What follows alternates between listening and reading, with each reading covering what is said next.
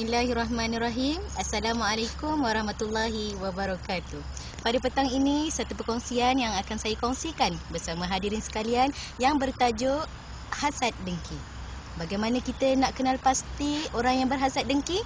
Terdapat 3 tanda orang yang berhasad dengki. Yang pertama, ketika dia berjumpa sahabatnya, dia akan bermesra berlebih-lebihan.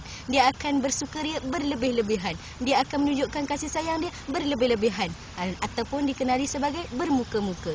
Yang kedua, tanda orang yang berhasad dengki adalah ketika sahabatnya tidak ada di depan matanya, dia akan menceritakan keburukan sahabatnya itu sendiri. Itu yang kita tidak mahukan. Yang ketiga, tanda orang yang berhasad dengki ketika sahabatnya itu ditimpa musibah, hatinya gembira, hatinya gembira, hatinya gembira, hatinya gembira di atas musibah yang ditimpa oleh sahabatnya itu. Nauzubillah min zalik. Dan seterusnya, sahabat dan hadirin sekalian, sekiranya kita mempunyai hasad dengki dalam diri, kita nak tahu apa kesan yang terjadi dalam hati kita, terdapat 5 perkara yang memberi kesan dalam diri kita, hati kita.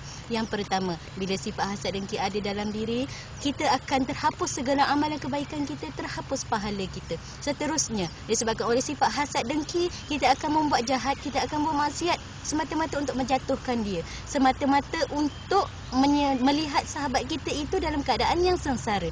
Dan seterusnya, kita akan terhindar daripada mendapat taufik Allah Subhanahu Wa Taala. Nauzubillah min zalik. Kerana apa?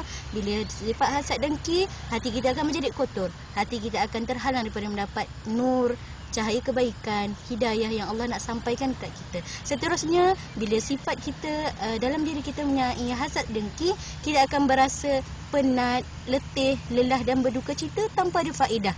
Kerana apa? Sifat hasad dengki ada dalam diri kita. Sifat hasad dengki ada dalam diri kita, kita akan sibuk memikirkan tentang kejatuhan seseorang itu, menyebabkan hati kita tidak akan tenang. Jadi segala benda yang kita lakukan adalah tidak berfaedah. Dan seterusnya, diri kita akan melakukan kejahatan yang lain, iaitu akan berlaku khianat dalam diri kita. Hati kita akan menjadi semakin hitam dan keras, dan hati kita menjadi buta. Bila hati kita menjadi buta, hati kita tidak dapat faham segala hukum hakam yang telah disyariatkan Allah Subhanahu Wa Taala. Semoga kita dapat menghindarkan diri kita daripada sifat hasad dengki. Kita perlulah menyucikan hati kita. Bila mana kita merasakan hati kita tidak tenang, bila mana hati kita rasakan yang bisa menggelisahkan hati kita, kita cepat-cepatlah menyuci hati kita. Kita cepat-cepat yang diridai oleh Allah dan mendapat ketenangan hidup. Allahu a'lam.